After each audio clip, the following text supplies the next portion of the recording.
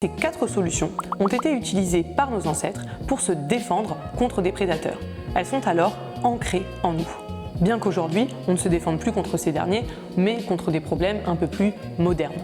Depuis notre enfance, on a alors utilisé une de ces solutions en particulier pour nous défendre face à une menace.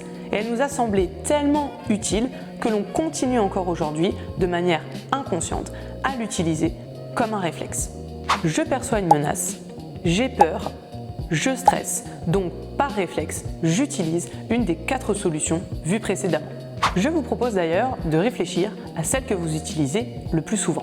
Combattre, fuir, se figer ou coopérer.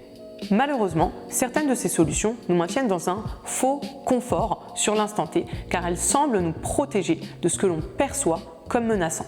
Mais elles nous font surtout rester dans l'inconfort en nous empêchant de faire ce qu'on aurait réellement besoin de faire pour se sentir en sécurité avec soi-même. Comme faire cette compétition au lieu de fuir et se rendre compte que perdre ne diminue pas notre valeur. Ou encore dire non, plutôt que de vouloir toujours faire plaisir à tout le monde et se rendre compte que cela nous éloigne de temps en temps de certaines personnes, mais nous rapproche finalement de nous-mêmes et nous aide à cultiver des relations beaucoup plus vraies. C'est ainsi que l'on diminuerait réellement notre niveau de stress et que l'on se sentirait davantage en sécurité avec soi-même, en se tournant vers la solution, vers ce dont on a vraiment besoin, plutôt qu'en tentant de fuir le problème.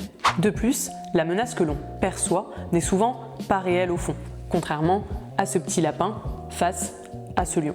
Dans la majorité des cas du quotidien, on ne risque pas notre vie, bien qu'on en ait inconsciemment l'impression.